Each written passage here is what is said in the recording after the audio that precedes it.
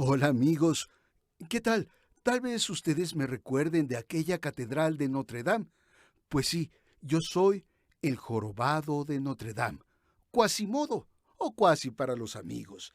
Y bueno, quiero decirles que ya va a comenzar en los especiales de paisaje literario Talentos de Voz. No se lo pierdan.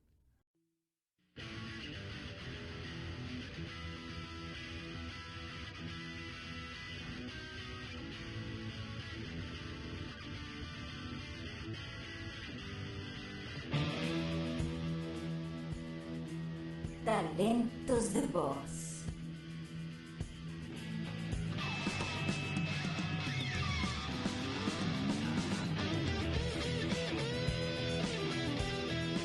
¡Patamón Digivolta! ¡Patamón Digivolta! ¡Ay, porque yo no puedo Digivolucionar! Yo soy malo, y eso es bueno. ¡Cadena de Andrómeda!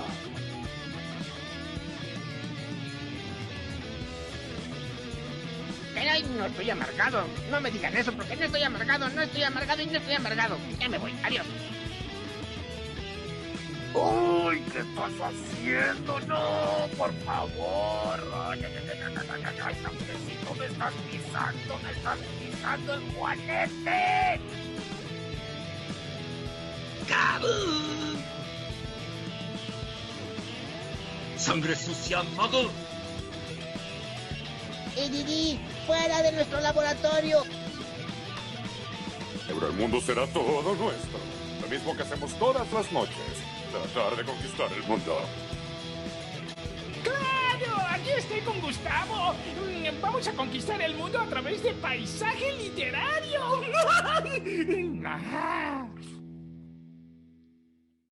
Buenas. Bienvenidos al 32º especial de Talentos de Voz en Paisaje Literario. Un programa dedicado a esas voces que nos hicieron imaginar miles de mundos.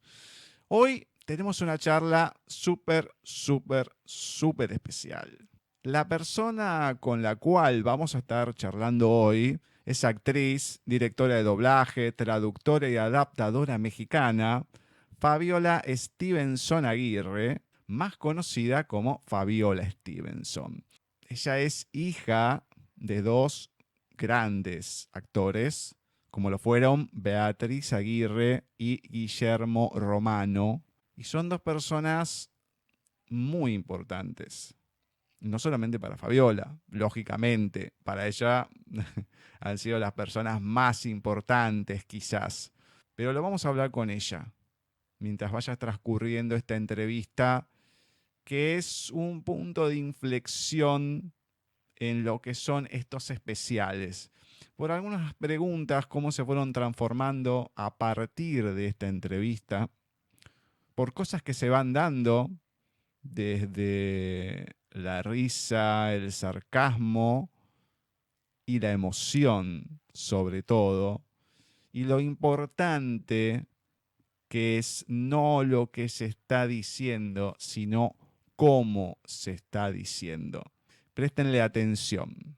Pero antes de hablar con Fabiola, les voy a comentar que dentro de los trabajos en donde podemos escuchar su maravillosa voz, está, por ejemplo, Diana la Acróbata en Calabozos y Dragones, Rita en El Increíble Hulk, Angélica Jones o Estrella de Fuego en El Hombre Araña y sus sorprendentes amigos, la madre de Quasimodo en El Jorobado de Notre Dame, Janine Matthews en Divergente la serie, la presidenta Alba Coin en Los Juegos del Hambre, Bella Swan en Crepúsculo, Shem y Sherika Benton en la serie de Gems and the Holograms, y tres personajes en una misma serie como el de Diane, Vanessa y Anna en la serie animada de Netflix BoJack Horseman. También ha participado en películas clásicas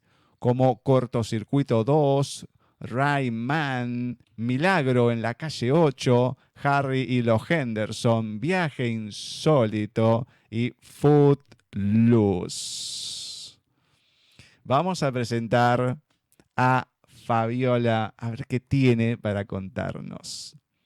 Bienvenida a Paisaje Literario, Fabiola. ¿Cómo va todo por ahí? Muy bien, Gustavo. Muchas gracias por la invitación. Por favor, es un placer enorme tenerte, más con algunas cosas que has hecho que ya las vamos a ir hablando y voy a explicar el porqué. Obviamente, la gente ya me conoce, así que sabe por dónde pueden ir las cosas.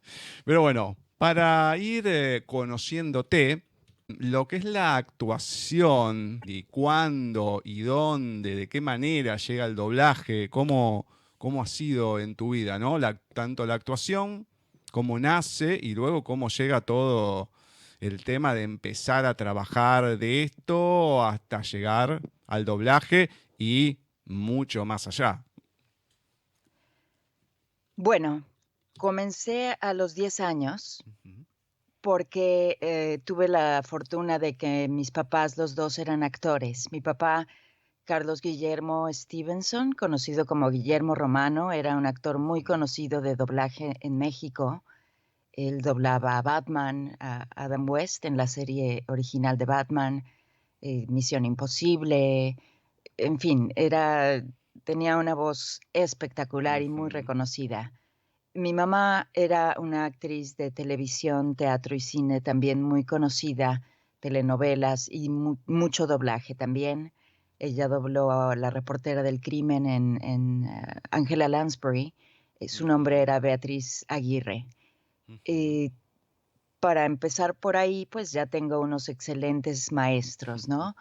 Mi infancia, en lugar de salir del colegio, ir a casa, hacer tarea, jugar con los amiguitos, las infancias, pues me imagino más comunes, no era mi caso. Yo salía del colegio y me llevaban a un estudio de doblaje, o me llevaban a un teatro, o a un set de telenovela. Entonces, eso era lo que yo conocía y para mí era normal. Poco a poco, pues obviamente, como es lo que yo conocía, estando en un estudio de doblaje, de repente estaban haciendo la caricatura de Charlie Brown y me preguntaron si me interesaba hacer un personaje allí. Y como realmente yo iba a hacer mi tarea en los estudios de doblaje, me sentaba y veía y veía y veía, lo aprendí.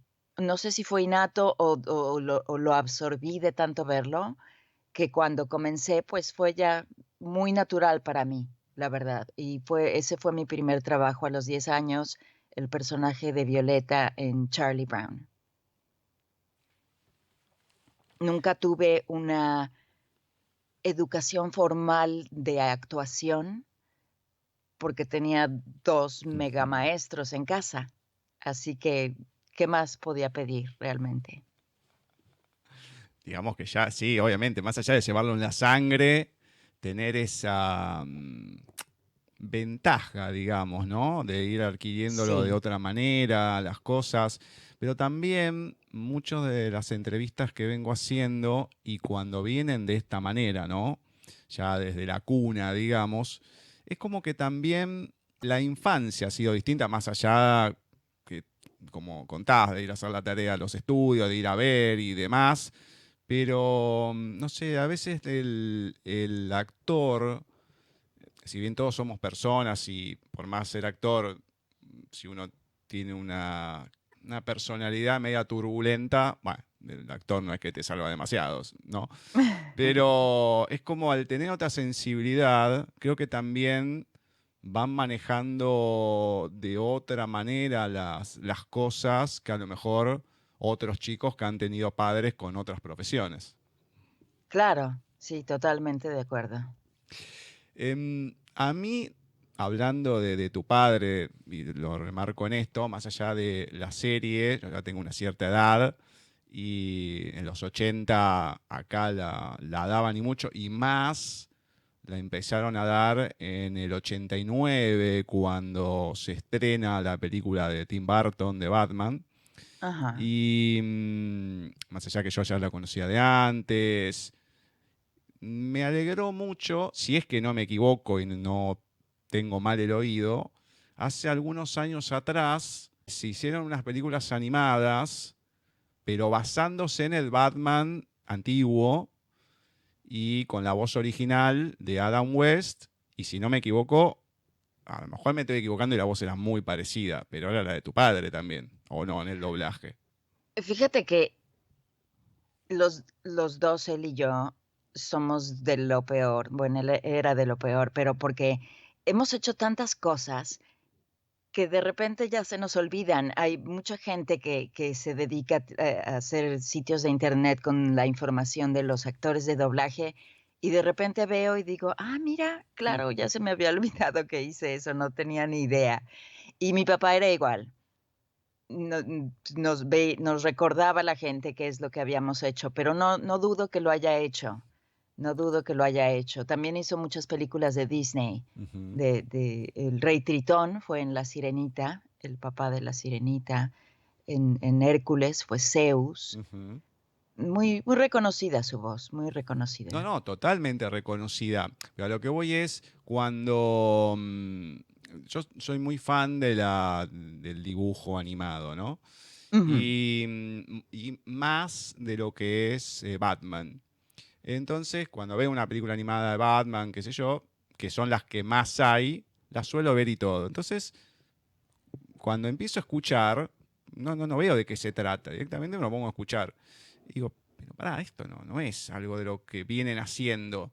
Entonces empiezo a investigar y era como el estilo, creo que además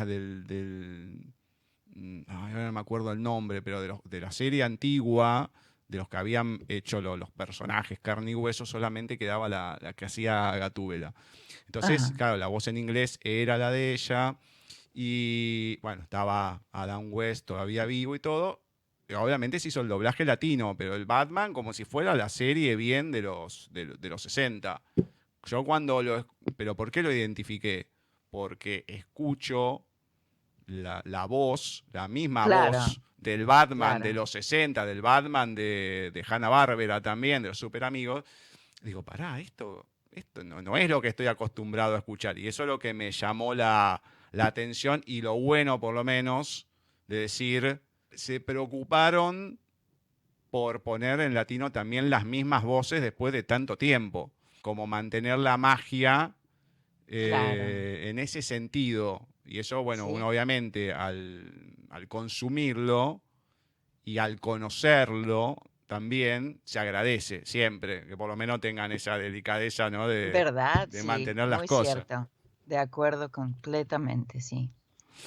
Bueno, a ver, entre tantas cosas que ha sido, y siempre cuando veo algo distinto me gusta preguntarlo, has hecho dirección de doblaje y traducción y adaptación. En este sentido, ¿cómo ha sido el trabajo más allá, después de también en lo que es la supervisión de grabación de diálogos en DreamWorks, gerente creativa en Disney y gerente internacional de doblaje para Sony? O sea, esto lo marco porque es la primera vez que lo veo en alguien. Marca la magnitud también de la persona, por eso digo el doblaje y más de lo que ha llegado, ¿no?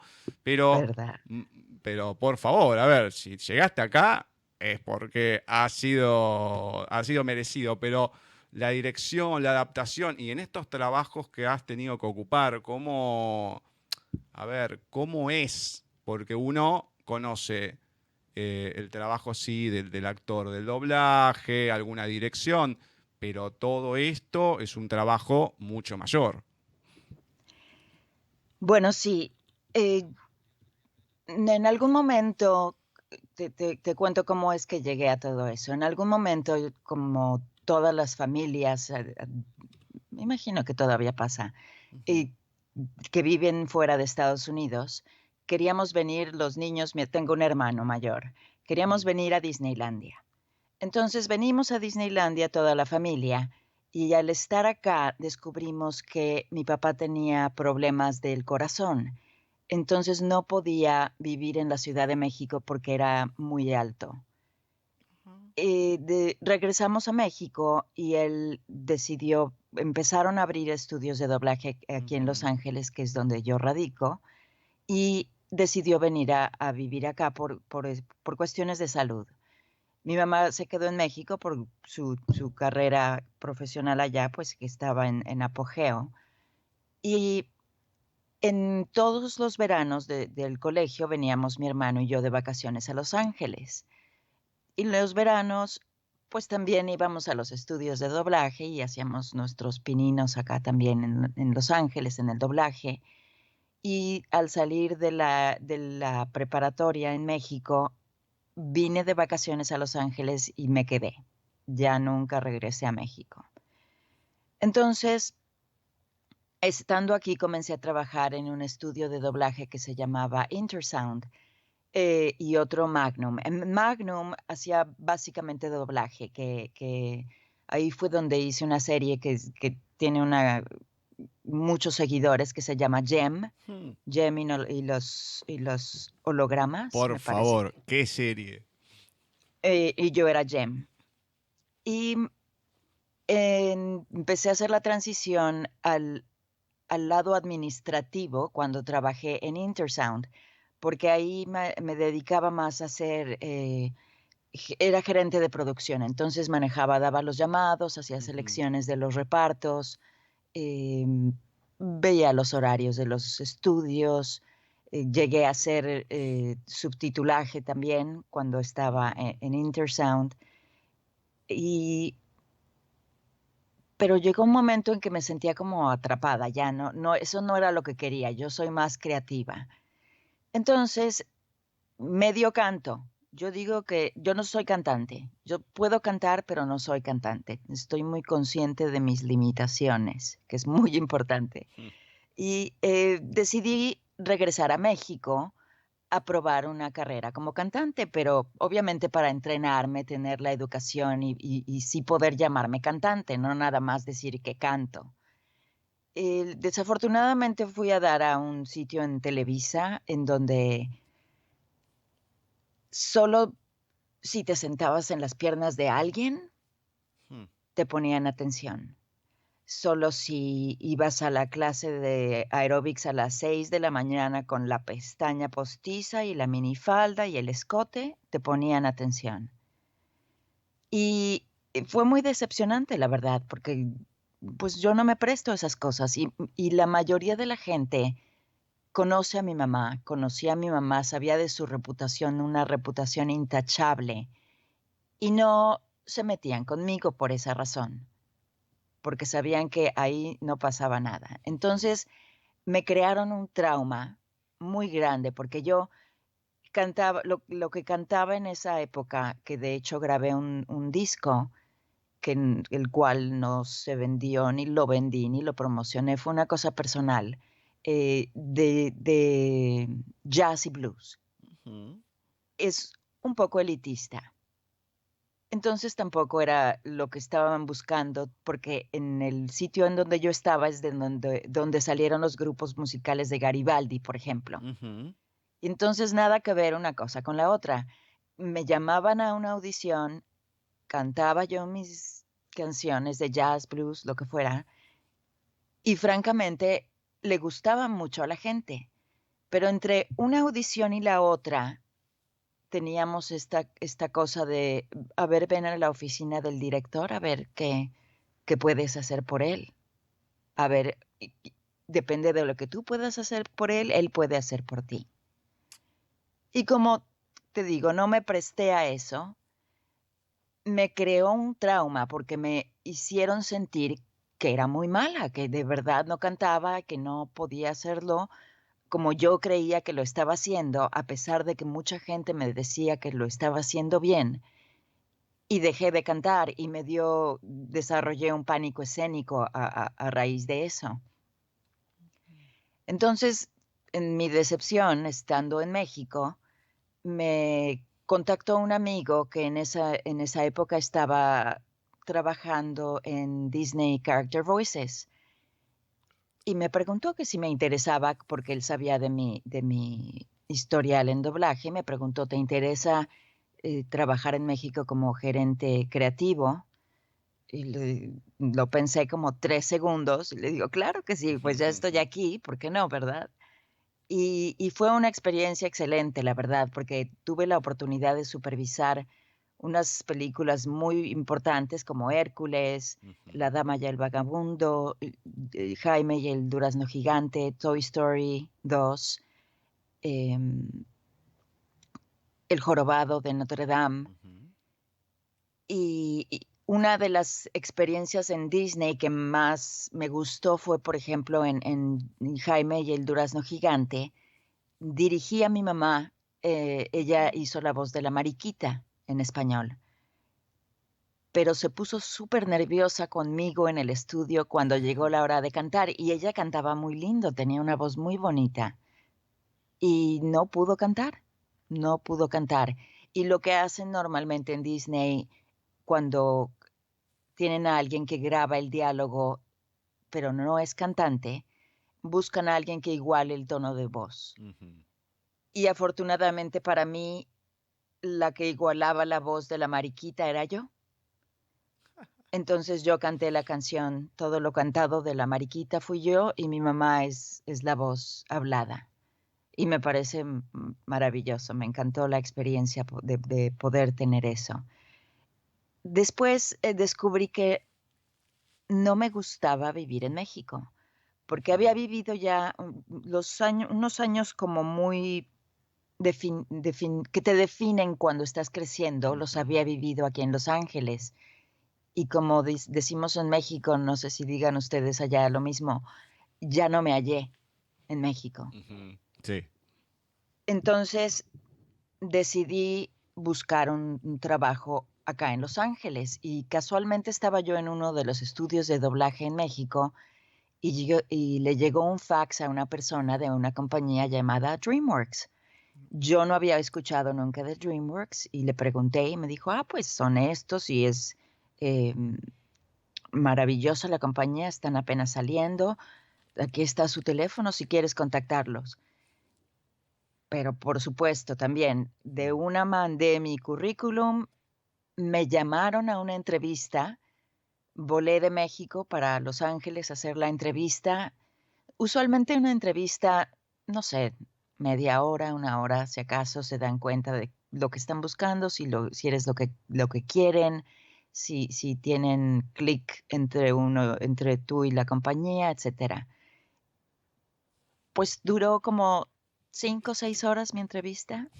Fui a comer con ellos, luego fuimos a cenar, me presentaron a todo mundo prácticamente como si ya trabajara ahí, y al día siguiente me avisaron que tenía el trabajo. Entonces fue increíble porque, pues, qué suerte, ¿no? Tan espectacular. Hay gente que pasa tiempo sin trabajar o no tiene un plan económico, etcétera. Entonces tuve muchísima suerte. Simplemente ya avisé en DreamWorks, hasta aquí me trajo el río y me regreso a Los Ángeles. Y mi sorpresa es que regresé a Los Ángeles y al comenzar a trabajar en DreamWorks, me ocupaban específicamente como supervisión de diálogo en el territorio. Esto significa que no trabajaría aquí en Los Ángeles. Y pasé prácticamente 1 año fuera de Los Ángeles viajando a todos los países en donde supervisé, que fue, por ejemplo, hice 6 o 7 versiones del Príncipe de Egipto, hice México, España, Eslovaquia, la República Checa, Noruega, Brasil. Pasé 1 mes en Tailandia supervisando Amistad en tailandés. Y, por supuesto, si te preguntas, ¿y tú hablas alguno de estos idiomas? No los hablo. Hablo español, hablo inglés, entiendo muy bien portugués, italiano, pero con el hecho de que canto, tengo un oído muy musical. Entonces me enviaban a los territorios con un par de días de anticipación para que yo me familiarizara con la cadencia del idioma. Y lo que yo hacía era pues ir a un restaurante, a la calle, a un parque, a escuchar a la gente hablar para irme familiarizando con eso. Y entonces en algunos territorios tenía yo intérpretes, en otros no. Pero tengo el ojo y tengo el oído. El ojo para ver que ahí quedó fuera de sync, que no está sincronizando con los labiales, búsquenme otra palabra, no sé qué palabra habrá dicho ahí, pero necesito otra que acabe en O, U, A, ese tipo de cosas, ¿ves? Que se facilitan sin necesidad de hablar el idioma. En amistad en Tailandia fue una experiencia súper diferente a lo que está acostumbrado cualquier gente en cualquier parte del mundo de doblaje, porque en Tailandia los actores esa no es su profesión principal. Ellos son arquitectos, cocineros, lo que sea que sean, y actúan ahí por hobby. Entonces, si dan un llamado, no es una cosa de, ok, vamos a tener una sesión de 9 a 5. No, ahí era cuando el arquitecto acabara de hacer su trabajo, pues nos agraciaba con su presencia. Y eran unos horarios muy, muy extraños los que se trabajaban allí.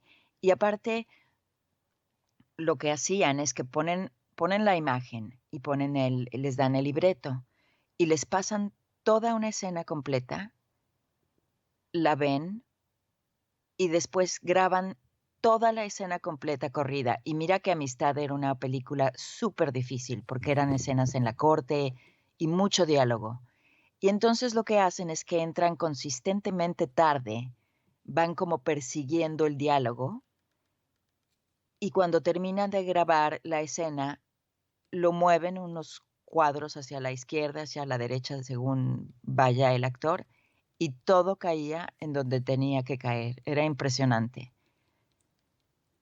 Pero en todos lados tuve experiencias distintas, experiencias muy buenas, conocí muchos estudios en todo el mundo, mucha gente, hice muchos amigos que todavía conservo y fue una muy buena experiencia.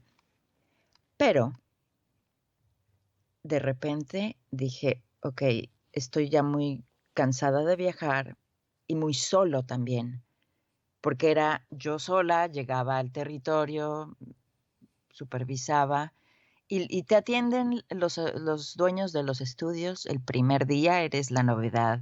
El segundo, pues ahí te invitamos a comer. Y ya después, pues ahí, como tú puedas, nos vemos mañana. Y pues, ¿qué? En ese tiempo no había selfie sticks para tomarte selfies en todos lados. Y pues tomaba yo puras postales de todos lados donde andaba porque estaba sola siempre.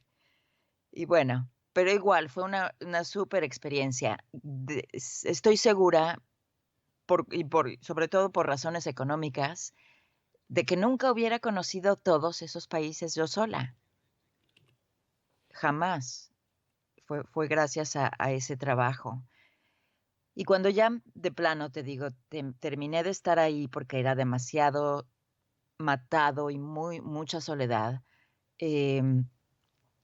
casualmente en uno de los estudios en Madrid me encontré con una persona que solía trabajar en DreamWorks y ahora estaba en Sony. Y le dije, oye, mira, esta es la situación, como que ya corrió el curso aquí de mi trabajo. ¿Cómo ves la posibilidad de algo en Sony? Y me dijo, yo creo que sí, pues con tu historia, seguro, con tu currículum. Cuando llegues a Los Ángeles, me llamas y nos reunimos. Y así fue, llegué a Los Ángeles, nos reunimos y a la semana me contrataron. Y ahí fui gerente internacional de doblaje por 10 años. Estaba a cargo de todo el doblaje de películas para televisión y DVD en español latinoamericano, en francés de Canadá y todos los idiomas asiáticos. Y también ahí básicamente mi papel era más no era tan creativo, era más de oficina y de milagro aguanté 10 años porque de verdad no era tan creativo. Yo revisaba todo lo que me mandaban, todos los doblajes pasaban por mí y era temida porque soy muy perfeccionista. Como aprendí de la vieja escuela en México y de los mejores actores en México, que en ese momento no había Pro Tools. Eran los loops en la película que daba la vuelta, si te equivocabas, otra vez daba la vuelta y todo se grababa en sync. Nada de que, no, está bien, yo te lo acomodo, no, nada de eso. Entonces, esos eran los verdaderos profesionales. Y yo aprendí de ellos, afortunadamente. Entonces, cuando me llegaban cosas que estaban mal hechas, pues iban de regreso, ¿no? Y por eso te digo, era un poco temida, pero las cosas o bien hechas o no, porque no, nada mediocre. A medias no se vale. Después de 10 años en Sony, detrás de un escritorio, también dije, ok, ya, acabé de estar, esto no es para mí, extraño mucho hacer doblaje. Hacía cosas, porque me daban la libertad de salir y hacer audiciones y hacía comerciales, cosas pequeñas, pero nada de doblaje. Entonces, salí de allí y tuve la oportunidad de supervisar algunas cosas para Lucasfilms, que hice Clone Wars, de la Guerra de las Galaxias, y pude estar en Skywalker Ranch de George Lucas, que es otra mega experiencia también. Ahí fui 2 o 3 veces, ya perdí la cuenta. Cuando estaba originalmente en Intersound, se dobló una película Willow, que también la supervisé la mezcla en Skywalker, y también en el 2008 Clone Wars, la supervisé también. El doblaje se hizo en México y supervisé el doblaje en San Francisco, en Skywalker. Y de repente me cayó la mega película de la saga de Twilight, donde tuve la suerte de que me dieran el papel de Bella, de Kirsten Stewart. Y eso también me ha traído mucha suerte porque tiene una cantidad de admiradores esa película impresionante. He hecho muchas otras de traducciones de películas de largometrajes.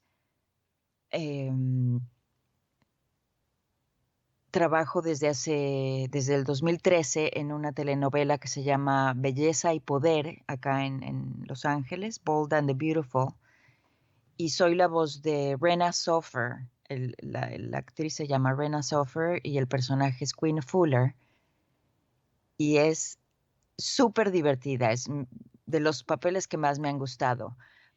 Porque, por ejemplo, Bella de Twilight es como muy fofita la muchachita, con la pena. Pero así como que, ay, qué reto fue hacer a Bella, no, para nada. Y esta chica, Queen Fuller, en la novela, es como bipolar. Entonces, es maravillosa porque un momento está muy contenta y es muy linda y es muy buena y no te metas conmigo porque no sabes lo que te puede pasar. Entonces me encanta porque es como una montaña rusa, ¿ves? Sube y baja y aparte la otra experiencia maravillosa de esta parte de la novela es que mi papá hacía a uno de los estelares y terminamos siendo pareja. Terminé siendo la esposa de mi papá y nos moríamos de la risa porque doblábamos por separado, cada quien iba al estudio en distintos momentos, y entonces, porque a veces sí había escenas de, ay, te amo tanto, y así como que, oh my God, estoy dándole un beso a mi papá. Me gustaba a mí ir antes para que a la hora que hicieran el playback no me tocara oírlo, porque se sentía súper raro. Al principio, porque ya después yo siempre quise hacer algo con él. Lo único que hice, pero no teníamos mucho que ver, fue en El sorprendente Hombre Araña, que yo era Estrella de Fuego. Y él hacía al señor de la silla de ruedas, que se me olvida el nombre. Ay, me mataste, el de la silla de ruedas. Sí, el pelón de la silla de ruedas. ¿Kingpin? No. No. Uy, me mataste porque no ubico uno de... era una de las cosas que tengo para preguntarte, porque es una serie también que me fascinaba. Que hay una historia detrás de eso, que después la digo, pero... Ay, no me acuerdo de uno en silla de ruedas. Sí, el de los X-Men, Xavier. Sí. Está bien. Sí, hay un capítulo que está, sí. Y en otra serie que trabajé con él fue en Popeye, que yo era Oliva y él era el Brutus. Que también éramos pseudo pareja, pero no, en una caricatura no es lo mismo que en una telenovela, en donde tenían escenas en la cama también, en la telenovela. Entonces, sí, no, nada que ver con una caricatura de Brutus y Oliva ahí gritando y suéltame y déjame y bobadas así, pero nada en la cama, no era lo mismo.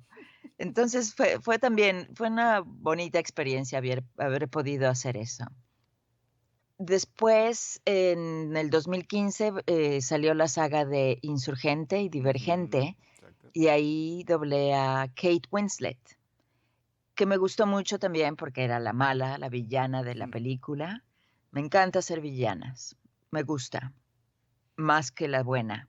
La buena es aburrida. Prefiero ser una loca a una villana.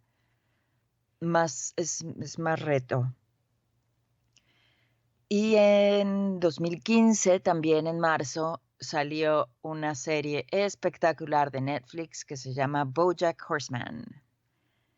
Esa serie yo traduje y adapté las 4 primeras temporadas.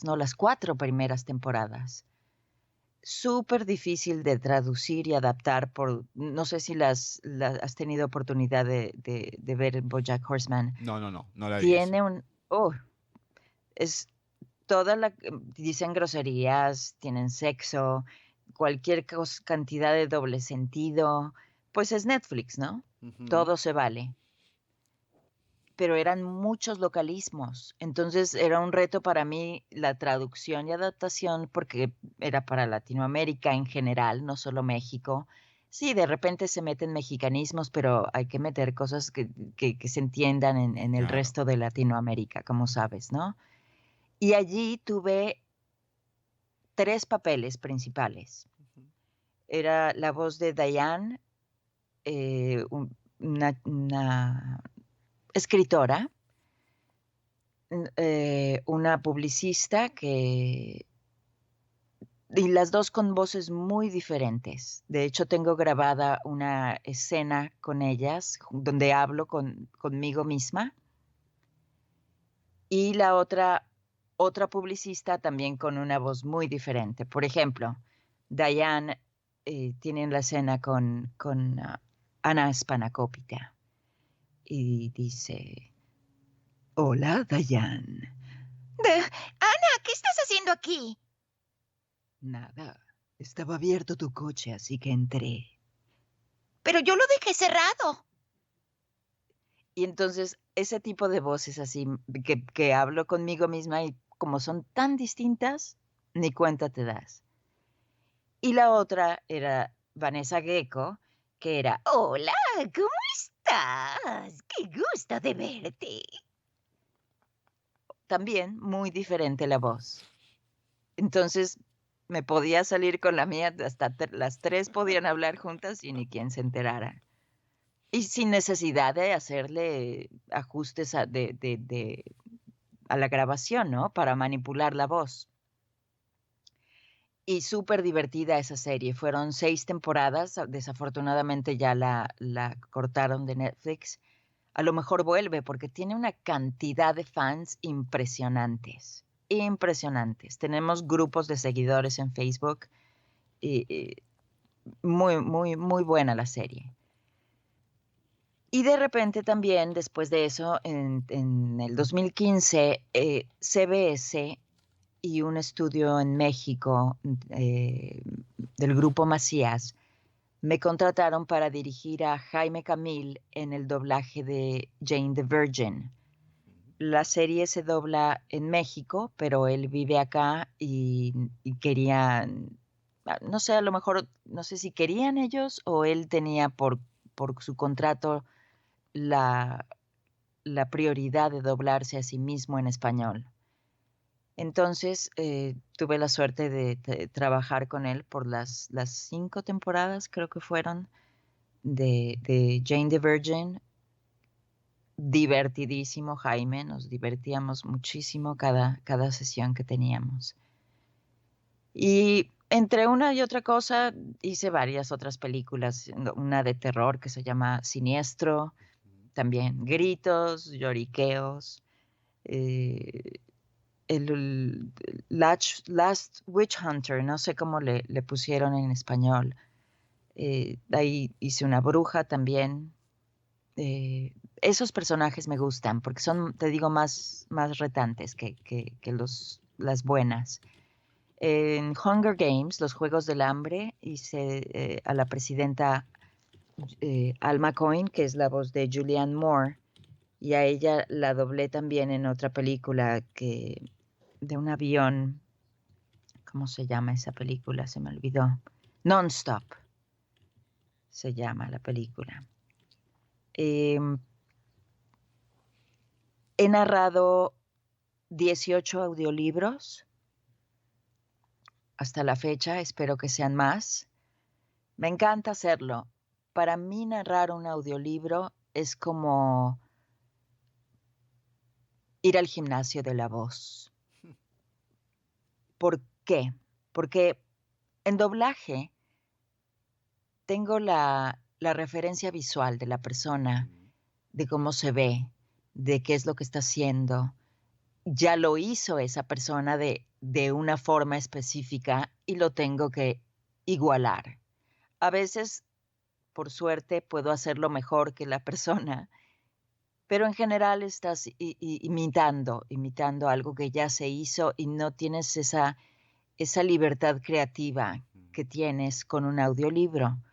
El audiolibro eres tú, solo en tu estudio, y lees, y lees, y lees, y lees, pero no quieres leer de una forma en que de repente el que está escuchando diga, ok, buenas noches, ya me durmió. Lo quieres hacer ameno, ¿no? Darle las inflexiones adecuadas, hacerlo interesante, como contar un cuento.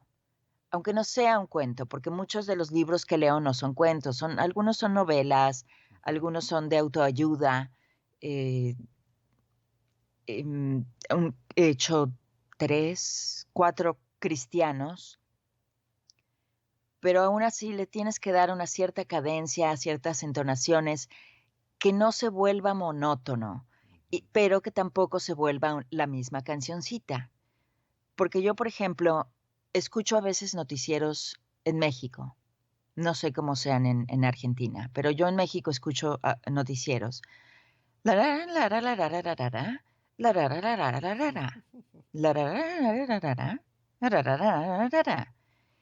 Y yo no sé si sea por mi profesión, pero me salta a primer plano esa canción. Pregúntame qué era la noticia, no me enteré. Me enteré de la cancioncita. Entonces, por eso le pongo una intención especial, una atención especial a cuando hago un audiolibro, porque es todo lo que tiene la gente, el audio.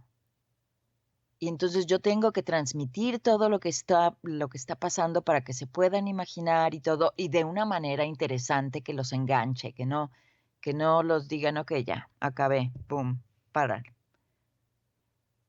Y me imagino que por algo he grabado 18 y que por algo me pide la editorial que directamente. He tenido también la fortuna, he audicionado para un par, pero el resto me pide directamente la editorial. Entonces creo que eso es un gran logro porque es algo que dice mucho sobre lo que estás haciendo. Me meto mucho en los libros, ha habido 2 en particulares en donde he llorado. De plano me he soltado llorando. Uno de ellos fue el de las estrellas, Bajo la misma estrella. Sí. Porque yo tuve a alguien muy cercano a mí que murió de cáncer en ese, no muy cerca de cuando grabé el libro, pero son cosas que a veces las tienes muy a flor de piel. Y estaba leyendo una parte del libro donde están dando no sé si estás familiarizado con el libro, que el chico le dice, vamos a hacer como un ensayo Sí. para cuando yo me muera y Ujú. vamos a hacer un ensayo de lo que vas a decir. Bueno, pues ahí no pude contenerme. Afortunadamente seguí leyendo y era entendible lo que estaba diciendo, porque hay veces en que lloras y es... Sí. ¿Qué dijiste? Pero como estaba haciendo el esfuerzo por seguir la lectura, se entendió y a la vez está ese sentimiento súper fuerte. Ujú. Y el otro libro, que es uno que acabo de hacer, que se llama Persiguiendo la Vid, uno cristiano, fue en el otro donde también no pude contenerme. Y ahorita hasta me da emoción decírtelo.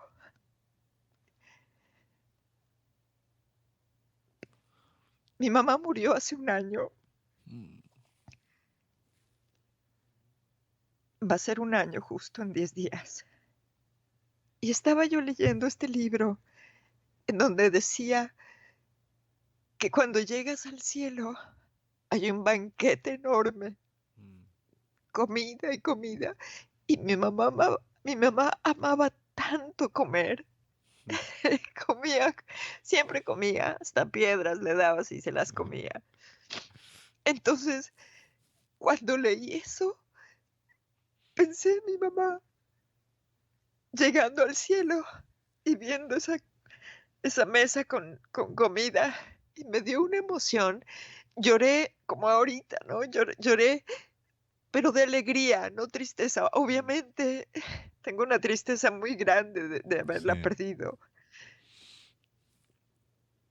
Pero la alegría de pensar que eso pueda ser verdad fue, no sabes, pues sí sabes, así como estoy ahorita. Fue súper emotivo, muy, muy emotivo. Te entiendo porque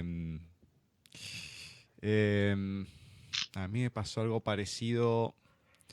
Yo tengo en el programa literario con Ceci, estamos desde el 2009. Yo empecé a leer, 2012. Yo empecé a leer algunos años después porque no me animaba. Bueno, descubrí cómo poder hacerlo con la máquina y demás, que no se escuche. Y yo en el 2015, hay 2 años que fueron bisagra en mi vida. 2003, donde pierdo la vista, pierdo a mi vieja. Y 2015, que pierdo a mi tía, que era como mi mamá.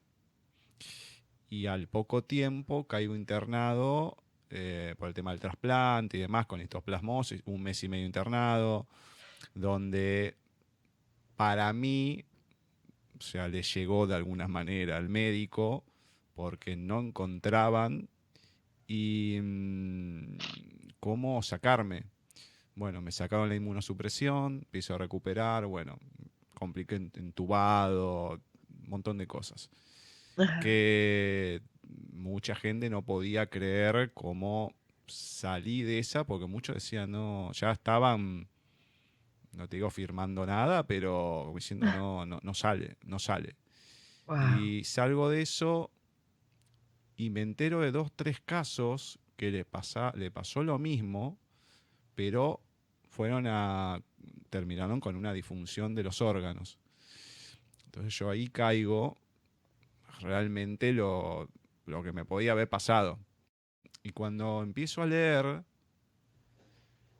a mí me han pasado cosas y siempre me llegan cosas en el momento justo. Me han tocado textos que los he agarrado al azar y también Ceci es una persona que se mete mucho en los textos y es una persona, a mí me da ternura porque está leyendo y ya le siento que se le va a quebrar la voz y sigue y no puede más y qué sé yo. A mí no me pasa tanto, pero son esos momentos, como te pasó a vos, Sí. que una palabra, una situación, en un segundo te trae una imagen de lo que pasó, lo que podía haber pasado, y no, a veces, como me está pasando en este momento, llorás y no se te nota. Pero hay veces que ese dolor es tan profundo que Sí. no podés.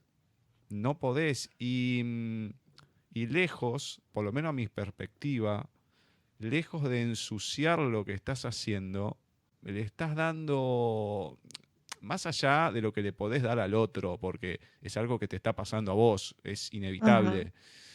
Creo que eso llega para uno, primero, llega en el momento que tiene que llegar, y segundo, el poder darse esa oportunidad de decir, no, ya esto queda mal, lo vuelvo a hacer, porque es un momento que la otra persona que está escuchando, yo no Sí. suelo escuchar mucho porque por lo general lo que me llega no me gusta cómo está grabado. Entonces ya cuando hay algo, como en una historia, ¿no? Cuando hay algo que te distrae porque está mal escrito, lo que fuera, ya no lo disfruto, como te pasa a vos con el noticiero. Lo escuchás, Sí. no lo podés seguir. Y es poco, pero vos fíjate, yo tuve la oportunidad acá en Argentina, el instituto más importante de locución es el ISER, y que es público, y las primeras clases que yo fui, que parecía un paria, porque estaban todos sentados de un lado y yo solito del otro, viene una chica que era una de las impulsoras del curso y demás, y era la que estaba ordenando. Cada uno de los que se egresa deja algo grabado. Decía, bueno, había 1.000.000 de Casa Tomada de Cortázar y todo. Bueno, estaban dejando el mejor. Entonces yo levantaba la mano. Y otro, claro, nadie veía, salvo las profes, qué sé yo, y se reían. Pues yo levantaba la mano, cuando me iban a decir, otro se metía y hablaba. Y ya la 10ª vez, digo, bueno, che, loco, empecé a putear. Se reía, no, pará, que Gustavo diga algo. Y digo, ¿y por qué no dejan 2 versiones? No dejan 3 versiones. Y se quedan como 3 versiones. Sí, dejala que está bien grabada. Deja una interpretada, porque dice, no, que hay muchos que le meten interpretación.